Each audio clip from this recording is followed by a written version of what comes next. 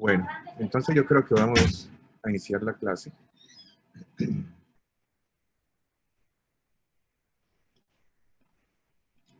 Hoy hablaremos sobre, o les voy a hablar de un tema que es extremadamente fundamental en la parte médica, porque esto no solamente implica al paciente médico, sino también de otras áreas, que es la anticoagulación. Es uno de los manejos de gran aplicación clínica que no solamente está abarcando la anticoagulación plena para manejar los trombos, sino también la profilaxis, es decir, el paciente que no tiene enfermedad tromboembólica y necesitamos prevenir que desarrolle esta complicación. Y es que los pacientes que están hospitalizados, especialmente, pues tienen un alto riesgo de desarrollar esta complicación tromboembólica debido a postración, cirugías, procesos inflamatorios que favorecen un alto riesgo de trombosis, además de comorbilidades y alguno que otro paciente con condiciones o estados hipercoagulables. Así que vamos a hablar más del aspecto medicamentoso, es decir, los medicamentos y su parte farmacológica para poder tener una mejor aplicación de esta terapia a nuestros pacientes. Primero hay que entender un poquito sobre la fisiología del sistema de coagulación.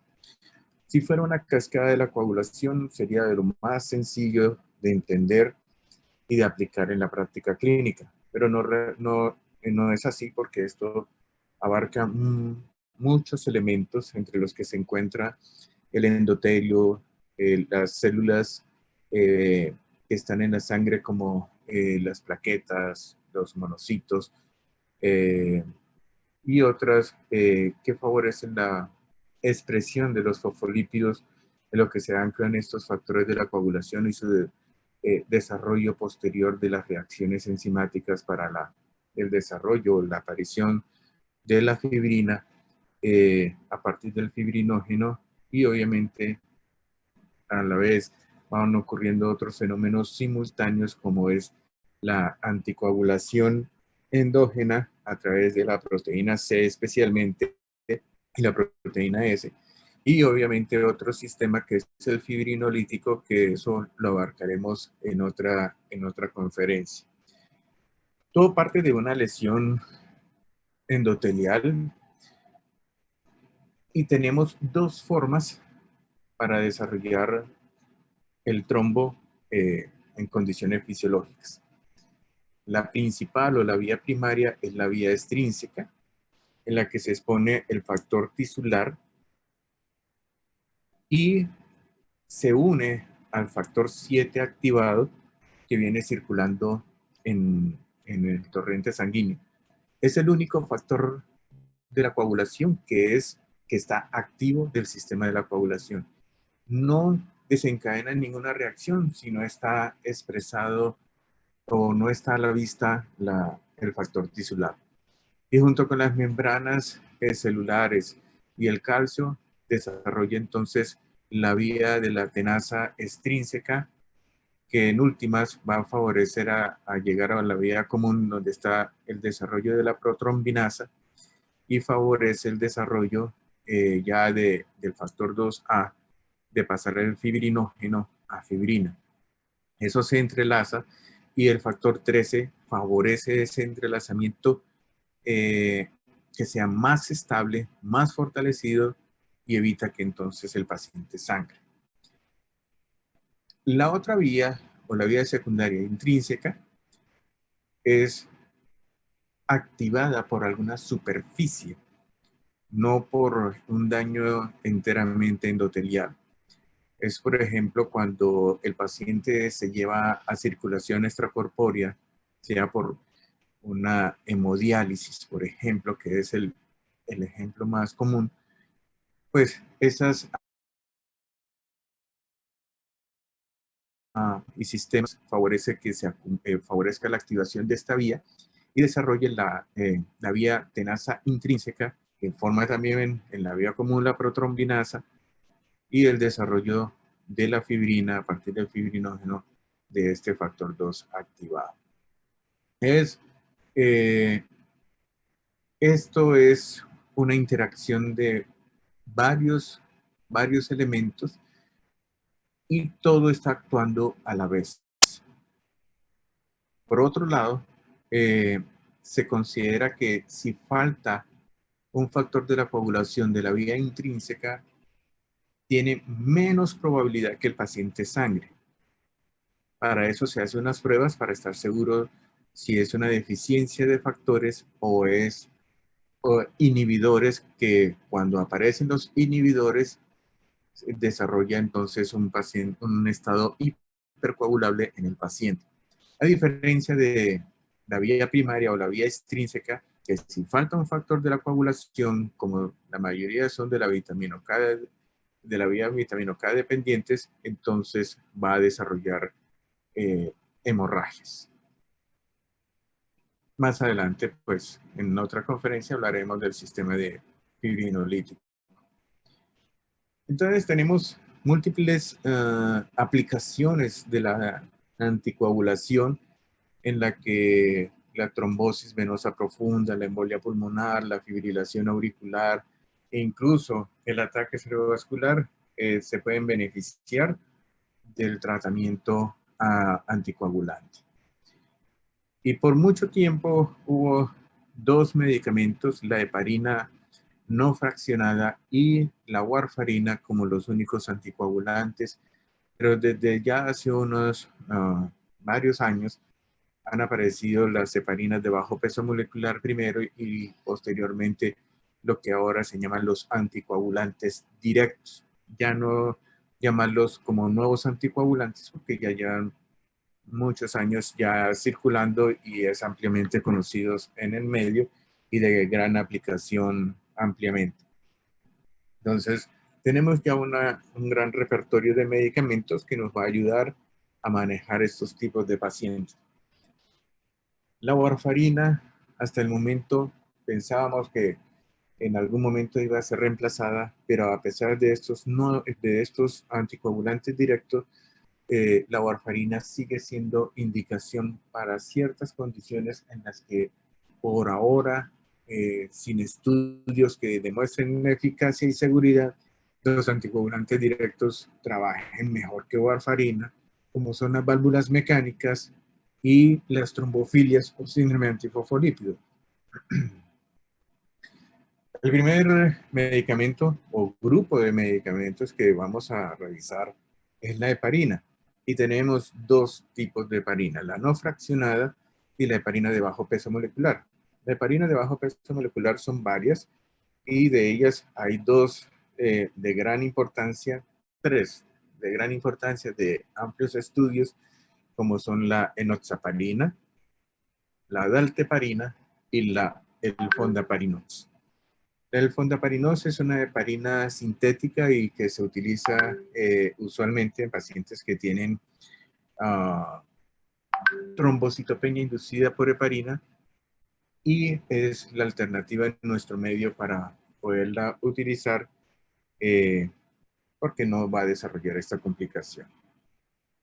La heparina no fraccionada requiere un monitoreo muy estricto a través del PTT activado y generalmente lo hacemos a las 6 horas de iniciar la infusión y luego cada 6 horas para determinar si hay que hacer nuevos ajustes. La actividad plasmática se evidencia con un pico a las 2-3 horas de iniciado y, como había mencionado, debe evaluarse cada 6 horas para mantener un rango de PTT de 1.5 a 2.5 veces del PTT normal para ese día del laboratorio. Por tanto, requiere que este paciente esté hospitalizado para poderlo suministrar. Aparte del sangrado, obviamente, el efecto adverso que más nos preocupa es el desarrollo de la trombocitopenia inducida por heparina, que además favorece un estado hipercoagulable paradójico. Este tipo de medicamentos tiene antídoto y se utiliza la protamina. Generalmente lo que utilizamos de este medicamento para neutralizar la heparina no fraccionada es de 1 miligramo por cada 100 unidades de heparina no fraccionada infundido. Es decir, que si yo tengo 1.200 unidades hora infundidas, pues le paso 12 miligramos de protamina para neutralizar esa heparina. Y este es el normograma que se utiliza en todas las instituciones para ajustar la dosis de la heparina no fraccionada. Siempre se inicia con un bolo inicial de 80 unidades por kilo y luego se continúa a 18 unidades por kilo hora. A las 6 horas usted debe siempre tomar un PTT y se debe ajustar de acuerdo al valor de TPT que tenga en ese momento y en relación con el del laboratorio. Si está por debajo de 1.2, se puede repetir el bolo de 80 unidades por kilo y se aumenta la tasa de infusión a 4 unidades kilo hora de más. Es decir, si estaba en 18, lo paso a 22. Si el PTT está entre 1.2 y 1.5, repito un bolo de 40 unidades y aumento la velocidad en 2 unidades más, de 18 a 20. Pero si estoy en metas, no hago ninguna modificación. Ya tener por encima de 2, 5 y 3. Debo disminuir la infusión en 2 unidades por kilo. Si está en 18, pues lo bajo a 16 unidades kilo hora. Y si el PTT está más de 3 veces, debo de tener la infusión por al menos 1 hora, que dura la vida media de la heparina, y disminuyo la infusión. Llegado el caso que el paciente además tenga un sangrado que pueda poner en peligro la vida, debo utilizar la protamina. Su acción está en inhibir finalmente la trombina al acelerar la actividad de la antitrombina. La antitrombina actúa en varios blancos del sistema de coagulación y por eso tiene una acción que no es específica. Entonces, por eso puede tener la posibilidad de sobreanticoagularse y requiere un monitoreo muy estricto para lograr ese control y evitar, obviamente, las complicaciones hemorrágicas. Si el paciente tiene un peso mayor de 120 kilogramos, es preferible interconsultar con clínica de anticoagulación o con un hematólogo para ajustar la anticoagulación, la dosis de este medicamento en este tipo de pacientes, porque las propiedades farmacocinéticas pueden cambiar muchísimo y podríamos quedar con una infusión por debajo de la meta y favorecer la trombosis o determinar una dosis mayor cuando de pronto no la requiere y puede favorecer sangrados. El paciente que requiere tromboprofilaxis, es decir, no tengo trombo, pero el paciente puede desarrollar trombosis, requiere una dosis de 5.000 unidades subcutáneo cada 12 horas. Entonces, eso es bastante importante tenerlo en cuenta porque este paciente que tenga tromboprofilaxis o anticoagulación plena no requiere, requiere ajuste de la función renal aguda, de la función renal, perdón, debido a que esta no se depura por el riñón. Entonces, estas dosis van a ser siempre, así tenga usted un paciente con tasa de filtración de 20 o 18 unidades mililitros por minuto. Entonces, esa heparina puede utilizarse relativamente de manera más segura que la heparina de bajo peso molecular, en la que sí requiere un ajuste de la dosis. Muy bien, entonces debe tenerse en cuenta que la protamina es derivado de los huevos del salmón y por tanto es antigénico y debemos tener muy presente que si lo voy a pasar, lo debo pasar lentamente, lo debo pasar en 10 minutos y evitar el desarrollo de hipotensión severa y el potencial de desarrollar una reacción anafiláctica. Las heparinas de bajo peso molecular tienen una ventaja con la anterior, la que tiene un efecto predecible anticoagulante porque actúa sobre el factor 10 activado, o sea, solamente en un factor y no requiere monitorización. Generalmente el pico de acción empieza a verse a las 3-5 horas y no requiere monitoreo. En algunas condiciones muy especiales, y si el hospital o clínica donde se trabaje tiene la disponibilidad de evaluarse los niveles del factor 10A para evaluar el efecto de la heparina de bajo peso molecular, se podría utilizar, pero no es de amplia aplicación clínica, sino bajo investigación. Como había mencionado, las heparinas de bajo peso molecular son depurados a través del riñón, por lo que puede requerir ajuste de la función renal. Hay veces que se debe evitar en estos tipos de pacientes, pero hasta cierto punto se pueden utilizar de forma segura, reduciendo el 50% de la dosis, como vamos a mencionar ahorita. Y estas son las dosificaciones para el tratamiento y la prevención. Tratamiento es anticoagulación plena, es decir, se instauró un tromboembolismo venoso y toca darle tratamiento. Y la prevención es la tromboprofilaxis para prevenir el desarrollo de eso. ¿Listo?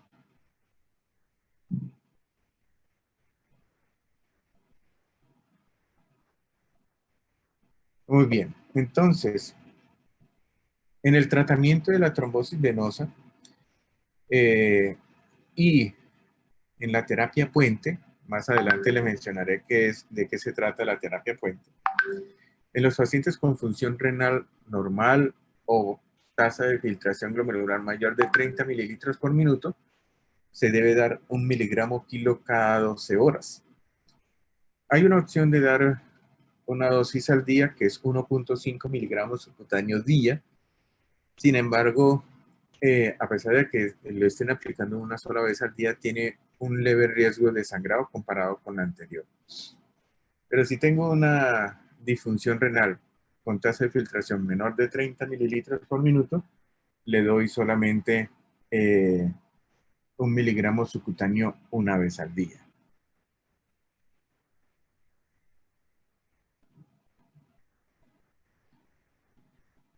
Entonces, si yo tengo un paciente que pesa 60 kilos y tiene función renal normal, 60 miligramos subcutáneo cada 12 horas. Pero ojo, si yo tengo el paciente que pesa 73 kilogramos, le doy 73 miligramos cada 12 horas.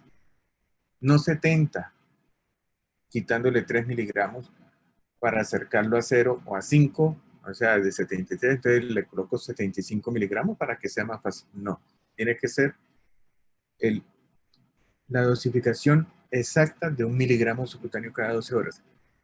Miligramos que usted le quite o miligramos que le adicione van muchas unidades de heparina y por tanto puede sobreanticoagularlo o en el primer caso pues exponerlo al desarrollo de trombosis por su dosificación. Si el paciente tiene 68 kilogramos pero tiene una tasa de filtración de 25 mililitros por minuto, le coloco 78 miligramos subcutáneo cada día. Entonces, tiene que ser así de preciso. ¿Listo? Y en la prevención de tromboembolismo venoso, para cualquier tipo de paciente, en el paciente con función renal por encima de 30 mililitros por minuto, se aplica aplican nada más 40 miligramos día. Pero si el paciente va para un reemplazo total de rodilla, se recomienda aplicar 30 miligramos subcutáneos 2 veces al día. ¿Por qué? Porque estos pacientes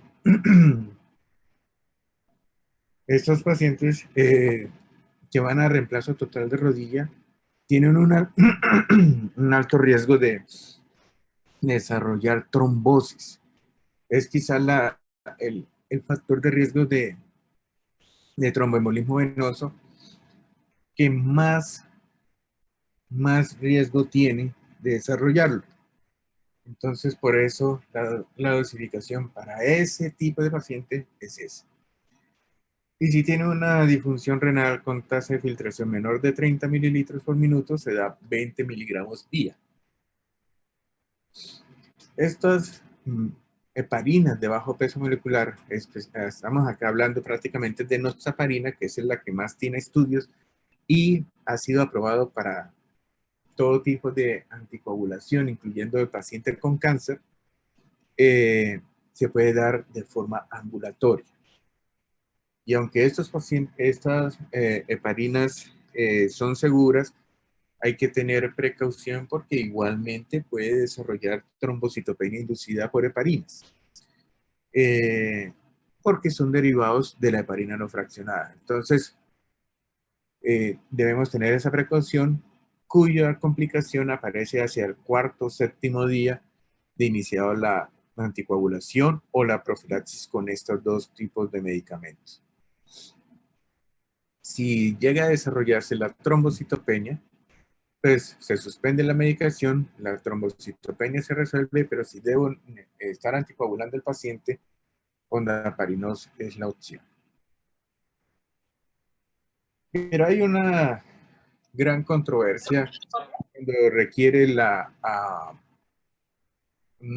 anticoagulación, especialmente en los pacientes añosos y en los pacientes con síndrome coronario agudo de más de 75 años, incluso puede haber confusión, pero las cosas están bien determinadas por parte del laboratorio y las guías internacionales, por la que no se pueden modificar algunas dosificaciones ni aplicarlas a los abuelitos, de forma que podamos estar subdosificando en algunos casos. Por ejemplo, la recomendación por parte del laboratorio es que no hay una tendencia incrementada de sangrado en los pacientes añosos con las dosis profilácticas. Sin embargo, en los pacientes mayores de 80 años pueda tener ese riesgo. Es decir, si usted tiene un paciente de 75, 77 años, usted puede aplicar la dosis tal de acuerdo como sea la dosificación a la función renal y el peso. Pero ya por encima de los 80 años, la cosa puede ser más difícil y pues no hay mucha evidencia para saber qué dosificación aplicar en estos tipos de pacientes. Sin embargo, por ser pacientes que tienen bajo peso, una función renal ya deteriorada por la edad o por enfermedad, puede requerir una reducción de la dosis a como se considerara en paciente renal. Y un aspecto que es extremadamente importante es la dosificación del paciente que tiene infarto agudo de miocardio con ST elevado y tiene más de 75 años. La dosificación de la enoxaparina se da a 0,75 miligramos kilo cada 12 horas, es decir, el 75% de la dosis. Solamente en ese caso se da el 75% de la dosis. No es para aplicarlo a un paciente que tiene 80 años, que no tiene infarto agudo de miocardio y tienen anticoagulante. Se hace otra evaluación para determinar cómo se va a anticoagular ese paciente, pero no debe aplicarse. Que tiene la indicación clara del 75% de la dosis de enoxaparina, que es el infarto agudo con ST elevado, y mayor de 75 años, no en los otros pacientes. Y acá está la evidencia en la que se han basado los estudios de laboratorio y que se debe aplicar de esa forma y no sin un soporte válido de estudios. El otro medicamento de gran uso y que a pesar de los anticoagulantes directos, eh, eh, pues obviamente tenemos la warfarina.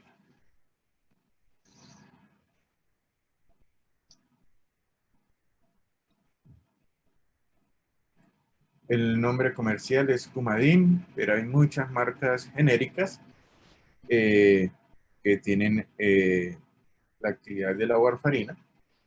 Y el Coumadin es el único que tiene dosis de 2.5 miligramos, la presentación del medicamento de 2.5 miligramos. Los otros solamente vienen de 5 miligramos y tendríamos que partir la pastilla por la mitad. La warfarina es un anticoagulante que altera la síntesis de los factores vitamino K dependientes, como es el 2, 7, 9 y 10, pero también tiene un efecto sobre los anticoagulantes directos que también son vitamina K dependientes, como la proteína C y S. Y por ello hay que tener mucho cuidado al anticoagular a estos pacientes, porque si yo anticoagulo, especialmente en los pacientes con trombosis venosa, eh, y estos pacientes tienen deficiencia de proteína C, especialmente, pues va a desarrollar un estado hipercoagulable que puede terminar en una necrosis epidérmica inducida por la warfarina, porque va a haber un desbalance del estado hipercoagulable más hipercoagulable por inhibición de los factores anticoagulantes, que en algunos casos puede haber deficiencia de la proteína C y S. Y el monitoreo lo hacemos a través del INR con unas metas en forma global de 2 a 3, y los pacientes que tienen anticoagulación por válvulas mecánicas entre 2,5 y 3,5. En algunos casos de anticoagulación en trombofilias, que a veces, a pesar de anticoagulación adecuada entre 2 y 3, hacen de nuevo un tromboembolismo venoso, se requiere elevar el INR entre 2,5 y 3,5, y en ocasiones, aunque es off-label, o sea, no está así recomendado por estudios, es adicionar aspirina para disminuir el riesgo de trombosis. Y este es el mecanismo de acción exacto en la que la warfarina actúa. El sitio de acción es la vitamina K reductasa. Si no se reduce la vitamina K, no se va a desarrollar el proceso final de añadir el gamma-glutamil a través de la enzima del mismo nombre para pasar de los prosimógenos no funcionales a los simógenos funcionales, que luego se van a activar en la circulación donde esté el defecto vascular. Entonces, la vitamina K se recicla, pero queda oxidada, y para volver a la síntesis de estos factores de la coagulación requiere la reducción a través de esta enzima inhibida por la warfarina. La dosificación de la warfarina se hace en dos fases. Una fase inicial en la que usted está ajustando la dosis y monitorizando el INR muy frecuentemente. Y una fase de mantenimiento en la que usted ya ha logrado la anticoagulación plena en los INRs terapéuticos, y le va a hacer seguimiento ya cada mes o cada 2 meses, dependiendo de la estabilidad y el tipo de paciente que pueda favorecer un control un poquito más prolongado. Generalmente, la warfarina se debe iniciar a una dosis de 5 miligramos por día. Hace unos años, a través de las guías de anticoagulación de la CHEST, habían recomendado que los 3 primeros días se pudiera dar warfarina 10 miligramos día por 3 días, para favorecer una anticoagulación más rápida y todo ello. Pero lo que se vio fue que se acumulaba dosis y pudiera yo tener una anticoagulación un poquito más rápida, pero a la semana ya tenía una sobreanticoagulación porque la warfarina va acumulando su efecto. Entonces, se ha establecido que la dosis en forma global sea de 5 miligramos día. Sin embargo, hay pacientes que pueden tener mayor susceptibilidad al efecto de la warfarina, como son las personas que tienen trastornos de la coagulación, como los pacientes cirróticos o hepatópatas crónicos, los pacientes malnutridos, desnutridos, de bajo peso, falla cardíaca y otros con medicamentos que pueden favorecer sobreanticoagulación como amiodarona, atorvastatina, que son de amplio uso. Entonces, en ellos se inicia una dosis de 2.5 miligramos.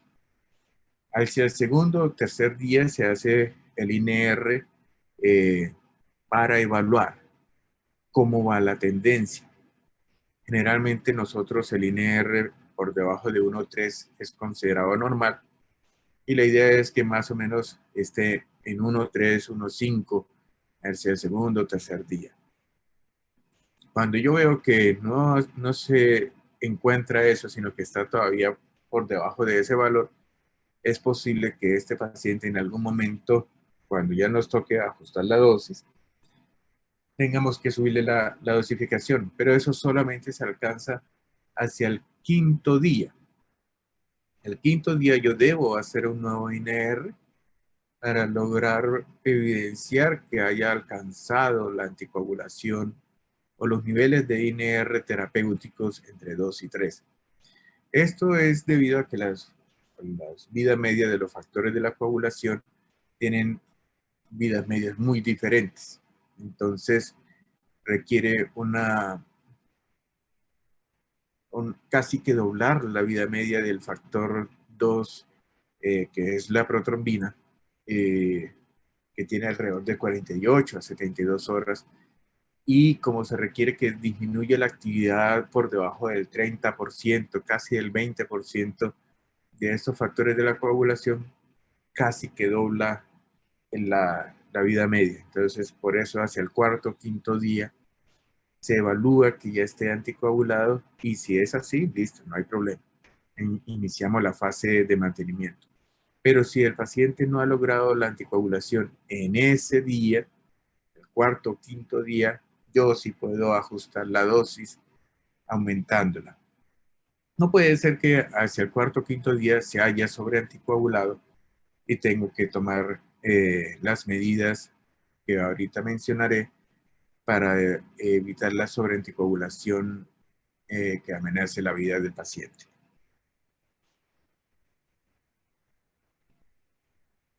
Así que cuando ya haya logrado eso, yo puedo ya dar, si el paciente está hospitalizado, dar el egreso y hacer el seguimiento ambulatorio. Siempre hay que advertir al paciente sobre algunos aspectos de la anticoagulación de forma ambulatoria, como que los medicamentos que han sido formulados los consuma y no los cambie ni sea autorrecetado, no consuma alcohol, no se aplique inyecciones intramusculares porque va a desarrollar un hematoma intramuscular que puede ser grave. No debe consumir medicamentos homeopáticos o naturistas porque puede haber interacciones graves. No debe consumir AINES porque ellos van a aumentar el riesgo de sangrado, excepto que por alguna indicación por el uso de aspirina, como es el infarto agudo de miocardio, toque utilizarlo. Muy bien. Y posteriormente se hacen los ajustes de la dosificación de la warfarina de acuerdo al INR. Por tanto que no todos los pacientes van a quedar con una dosificación permanente de 5 miligramos día. Algunos van a quedar con 5 miligramos un día a la semana y el resto 2.5, otros 2.5 todos los días, o habrá otros que 2.5 día por medio. En fin, hay muchas formas de dosificación, pero esto se lo ajusta es de acuerdo al INR. Pero en algunos casos tendremos que tomar medidas sobre la anticoagulación de la warfarina, y especialmente el riesgo de sangrado se ve muy incrementado si sobrepasa de 5. Si yo tengo un INR de 3.5, entre 3 y 3.5 en un paciente con tromboembolismo venoso, pues no me preocupa, pero debo hacer un ajuste. Pero si ya está por encima de 3.5, siempre debo hacer un ajuste y debo ya empezar a preocuparme con mayor razón. Así que si yo tengo este tipo de paciente de sobreanticoagulación, debo hacer una de estas 3 medidas o las 3 medidas. Una de ellas es suspender la warfarina.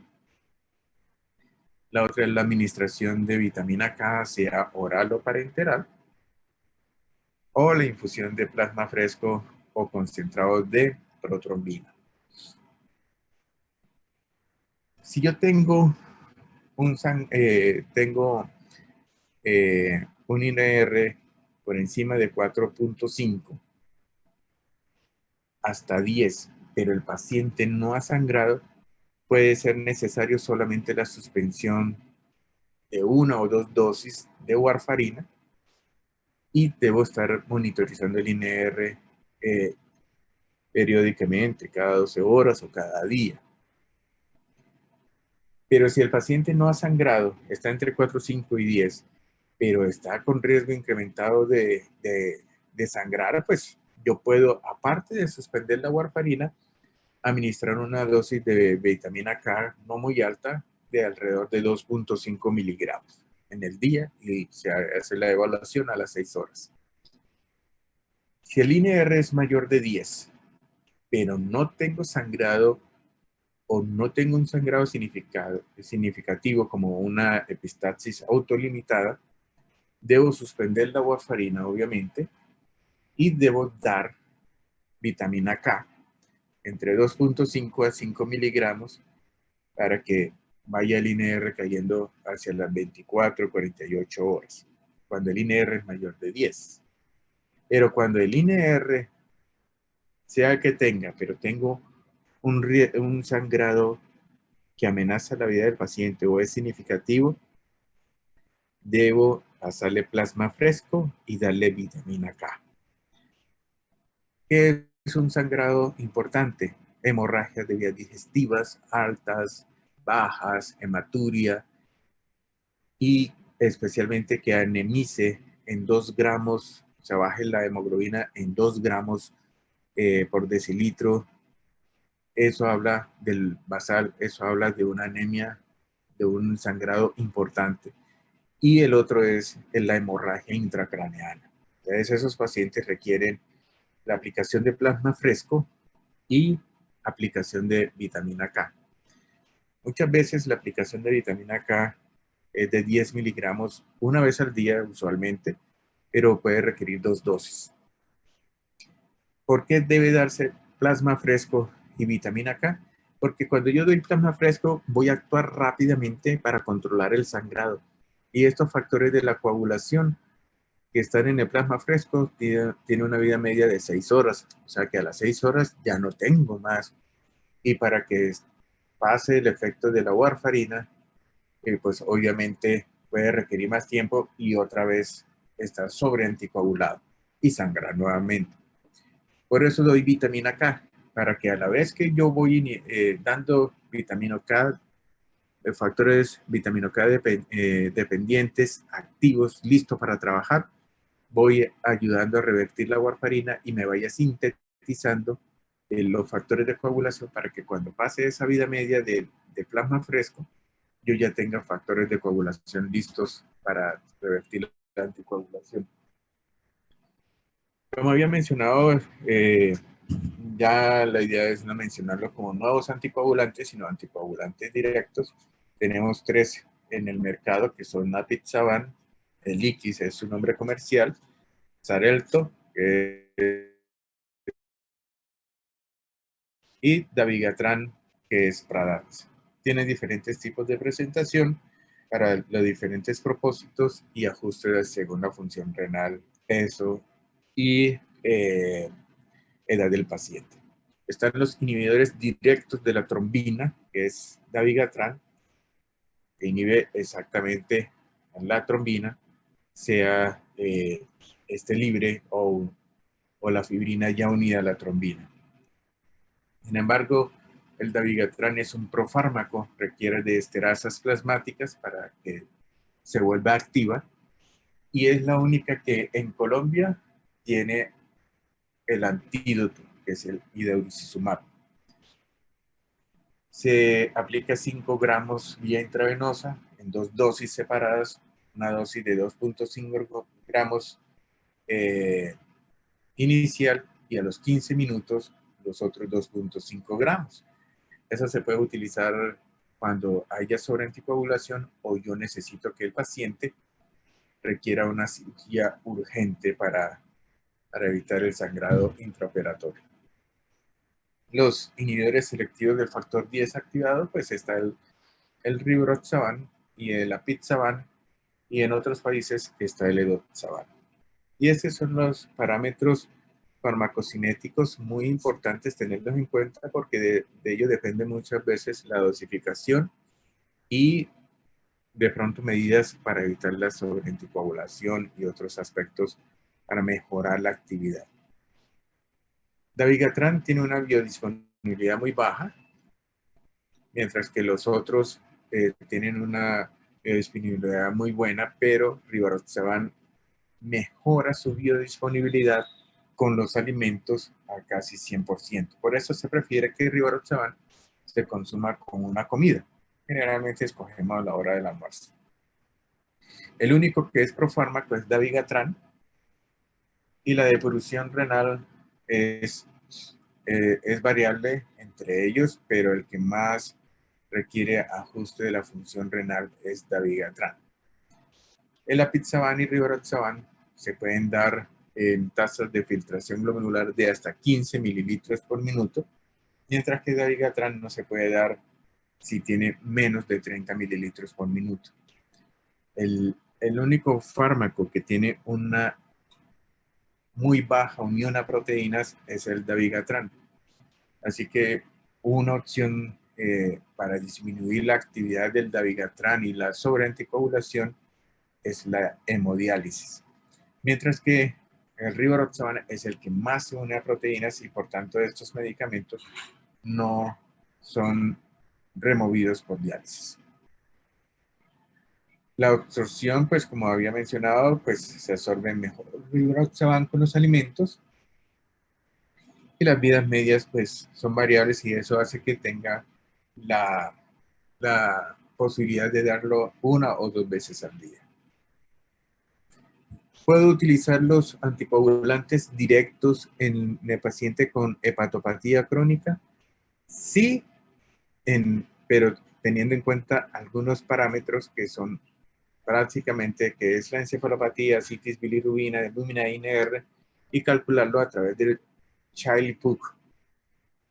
Entonces, todos los pacientes que tienen Child-Pugh A pueden utilizar cualquier anticoagulante directo sin necesidad de ajuste de dosis. Pero ya tenerlo en un Child-Pugh B, el uso con bastante precaución se da para los pacientes que tengan Dabigatran y Apixaban. Rivaroxaban no estaba para darse en pacientes con hepatopatía crónica. Y definitivamente el Child-Pugh C no se debe administrar. Estas son las medidas que se deben utilizar para el paciente que vaya a una cirugía de emergencia o sobredosificación y esté con sangrado por estos anticoagulantes directos. El anticoagulante, el antídoto de los inhibidores del factor 10 activado es el Andesacnet alfa, pero eso no lo tenemos en Colombia. Por tanto, es muy importante tenerlo presente en el momento que vayamos a recetar. Pero está el antídoto ya disponible. La otra indicación de o tener precaución de los anticoagulantes directos es cuando lo voy a llevar a cirugía electiva. Estos pacientes no requieren anticoagulación puente con heparina de bajo peso molecular o heparina no fraccionada. No lo requieren, entonces hay que tener mucho cuidado cuando le digan a uno de ustedes, no doctor, necesitamos que haga terapia puente para dabigatran, que va a ser llevado a cirugía, una colecistectomía de electiva en 3 días. No necesita puente. Usted suspende la medicación de acuerdo a esta tabla para poder llevarlo a cirugía con menos riesgo de sangrados.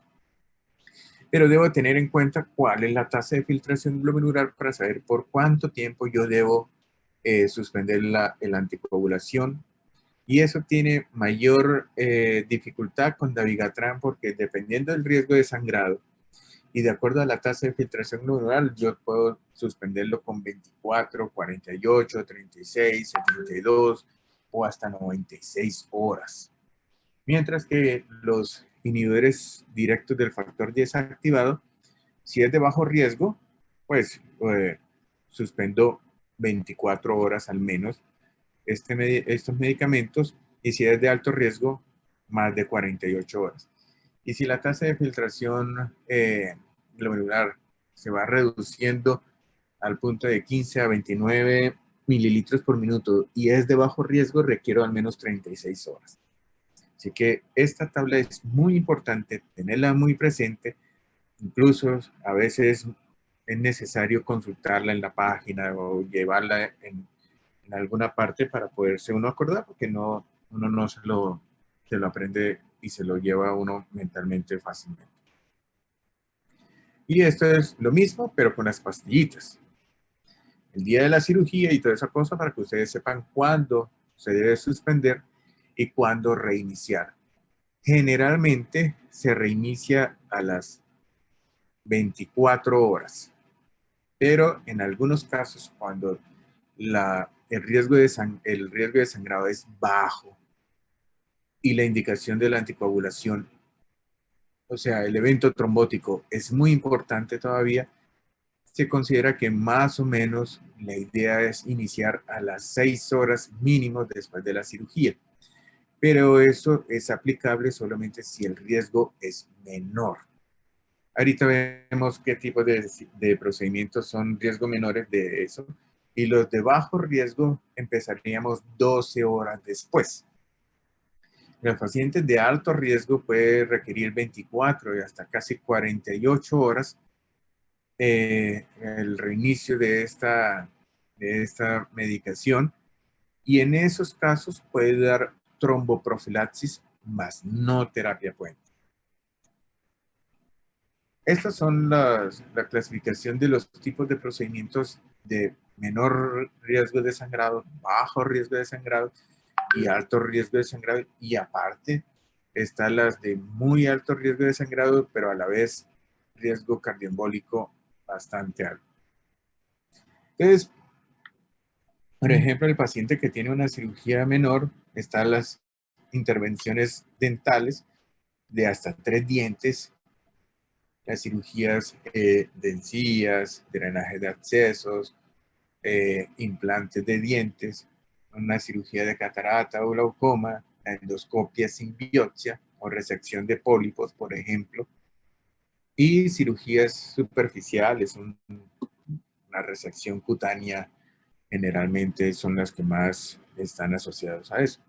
Pero ya los otros procedimientos ya requieren entonces un tiempo prudencial de 12 horas para reiniciar, los que son de bajo riesgo, y de 48 o más horas después de la cirugía en los que van a cirugía ortopédica mayor, biopsia hepática, biopsia renal, cirugía torácica y las neuroquirúrgicas. Muy bien. Esos son el tema sobre anticoagulantes. Posteriormente vamos a hablar sobre trombolíticos, pero este es el tema de anticoagulantes. Si tienen alguna duda, pues hacerla, hacerla y aclaramos las dudas que tengan.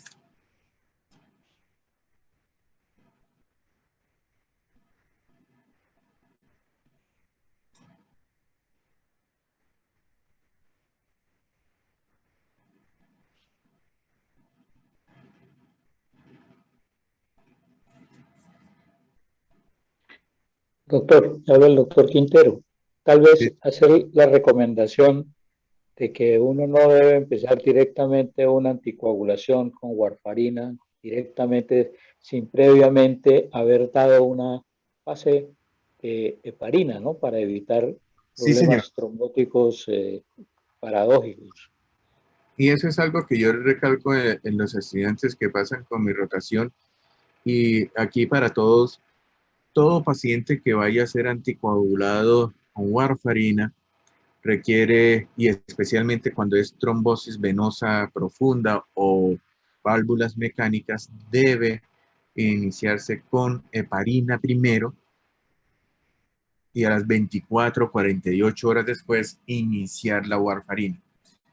Se debe iniciar siempre diferida la warfarina, ni siquiera la heparina y a la vez la warfarina, porque no ha alcanzado la anticoagulación y así evitamos el desarrollo de la trombosis paradójica que ocurre con las primeras dosis de warfarina. Por eso es necesario y obligatorio que se haga anticoagulación en las primeras 24 a 48 horas con la heparina, sea fraccionada o de bajo peso molecular, y posteriormente iniciar la warfarina para poder iniciar la anticoagulación. La heparina se debe mantener hasta que el INR alcance la meta entre 2 y 3. Puede ser que de pronto el paciente ya esté en 1,8, 1,9, pues ahí ya el paciente está anticoagulado y se puede ir retirando la heparina, porque de un momento a otro, de un día para otro, puede ser que pase de 1,8 y pase a 3,1. Entonces, puede haber manifestaciones de sangrado porque estamos con dos anticoagulantes a la vez. Pero debo evaluar si vale la pena. Eso lo da la experiencia y muchas veces apoyarse del médico especialista que tiene el conocimiento. Pero el inicio sí es fundamental, como lo dice el doctor Quintero, y es obligatorio hacerlo de esa forma.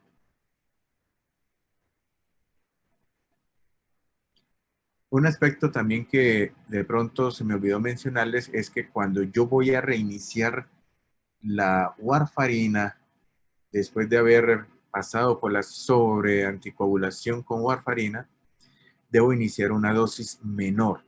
Si venía yo con 5 miligramos todos los días, pues cuando la vaya a reiniciar, inicio con 2,5 miligramos todos los días y el INR lo voy evaluando diario para ver que me vaya anticoagulando adecuadamente y no se me vaya a sobrepasar la, la anticoagulación con la warfarina. Y tener 2 INR consecutivos en rango terapéutico para considerar que está en metas y darle el seguimiento ambulatorio.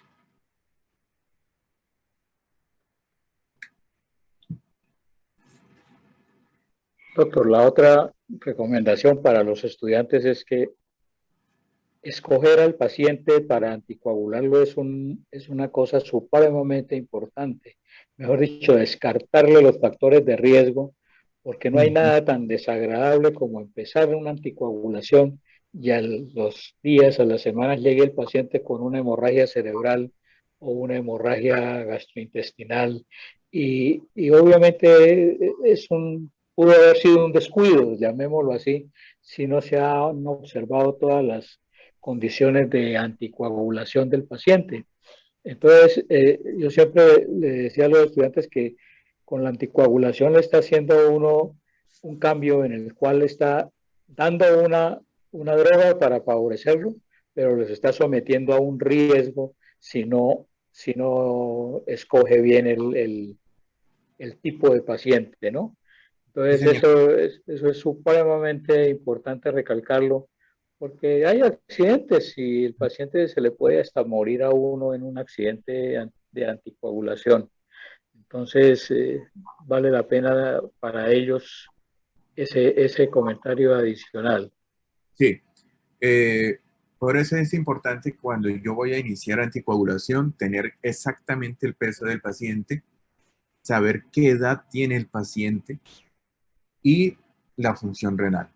Muchos de los anticoagulantes requieren ajuste de la función renal, peso y la edad del paciente. Apixaban requiere de 3 criterios para ajustar la dosis a 2.5. Los anticoagulantes directos, los anticoagulantes directos eh, son ampliamente usados para tromboprofilaxis, para anticoagulación en fibrilación auricular no valvular y no más. Trombosis venosa incluye embolismo pulmonar también. Y obviamente si tiene trombofilia y síndrome de fosfolípidos, antifosfolípidos, no se pueden utilizar porque no han sido probados en ellos la efectividad y la seguridad. Warfarina, todo lo que tenga que ver con válvulas mecánicas, anticoagulación en pacientes con trombofilia y síndrome de antifosfolípidos, y los pacientes que tienen válvula mecánica. Por eso no se puede descartar por ahora todavía la warfarina, pero por lo menos en otras áreas ya se puede utilizar los otros nuevos anticoagulantes. Y tener en cuenta la indicación exacta, por ejemplo, el infarto agudo de miocardio con ST elevado, es la única indicación de dar el 75% de la dosis de la heparina. De lo contrario, no se puede hacer otros ajustes y se queda a consideración en los pacientes mayores de 80 años que requiera anticoagulación por otros motivos, si requiere ajustes de dosis, porque en ellos obviamente sí está definido que tiene mayor riesgo de sangrado, pero todavía no hay una dosificación específica para ellos. Una pregunta. Uh-huh. En la terapia anticoagulante en las mujeres embarazadas, ¿se prefiere el uso de las heparinas o anticoagulantes directos orales? Muy buena pregunta. Los anticoagulantes orales están todos contraindicados en embarazo. Así que si yo voy a anticoagular, debo utilizar heparinas de bajo peso molecular.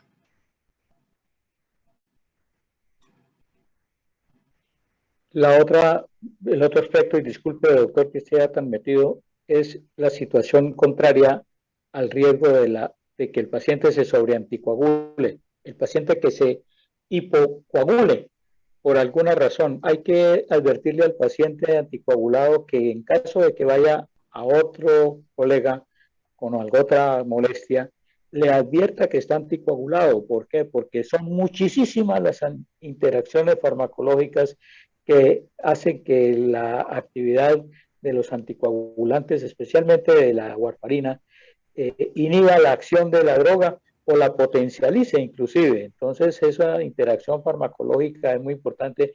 Y otra cosa que es casi que anecdótica, pero que siempre la recomendábamos, por lo menos eso me lo enseñaron a mí, es que el paciente anticoagulado debe ser un paciente laxado. ¿Para qué? Para evitarle los esfuerzos de pujo. ¿Por qué? Pues que pujando en el inodoro, perdónenme de ser tan directo, puede reventársele alguna lesión potencialmente sangrante y complicarlo. Entonces, esos pacientes hay que laxarlos.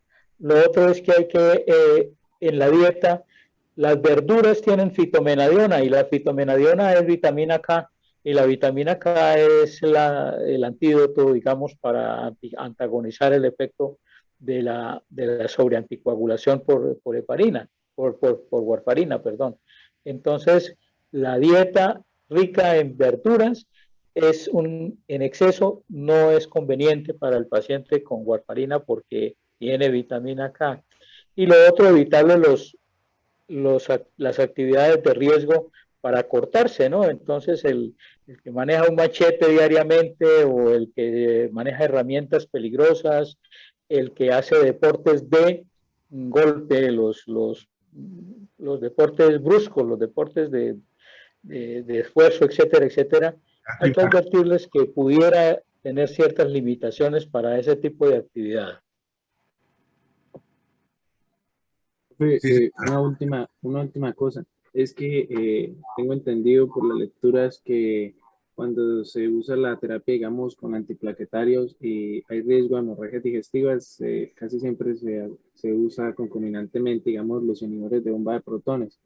En el caso de los anticoagulantes, cuando hay una sospecha de hemorragia de vías digestivas o de alto riesgo, también se puede utilizar los inhibidores de bomba de protones.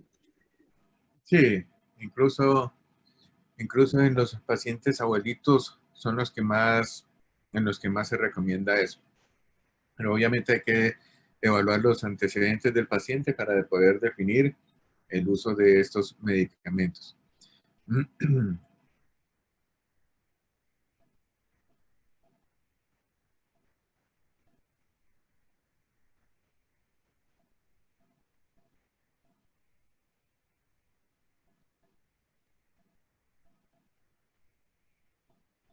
Muy bien, entonces, de anticoagulantes, esto es muy, muy fundamental, saber muy bien la farmacología de estos medicamentos, porque de ello depende mucho la vida del paciente, porque la anticoagulación, por donde se lea, consideran que no es un tratamiento como tal, sino una enfermedad, entre comillas, porque usted tiene que hacerle seguimiento estricto para ver que todo vaya marchando bien, como una diabetes. Entonces, eso es lo que vamos a hacer. Nosotros estamos alterando eh,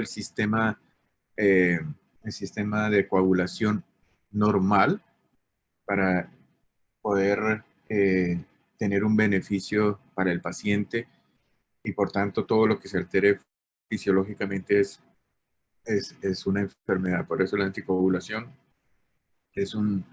no es tanto como un tratamiento como tal y por eso hay que hacerle su vigilancia estricta y hay que ser muy estrictos con los pacientes para que se pueda tener los objetivos sin lograr ocasionar daño.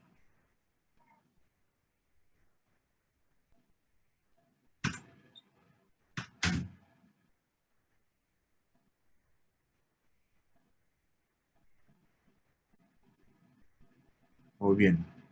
Bueno, entonces nos estamos hablando. Creo que mañana volvemos a tener clase con ustedes, ¿no? Enfermedad tromboembólica. Ahí ya es hablar sobre las enfermedades eh, y pues un enfoque ya más dirigido de cómo iniciar una anticoagulación en esas personas. Ahorita era hablar sobre los medicamentos, que es fundamental. Si en medicina interna uno tiene que repasar estos aspectos de farmacología para la adecuada aplicación en los pacientes. Y recuerden siempre, por más anticoagulante directo, tiene siempre riesgo de sangrado. Y siempre hay que advertirle al paciente que a pesar que con warfarina se disminuye el riesgo, no se quita absolutamente el riesgo de sangrado.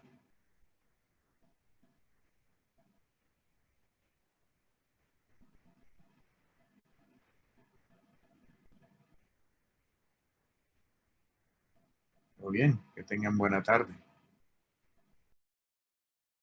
Gracias, doctor. Profe, hasta luego, gracias.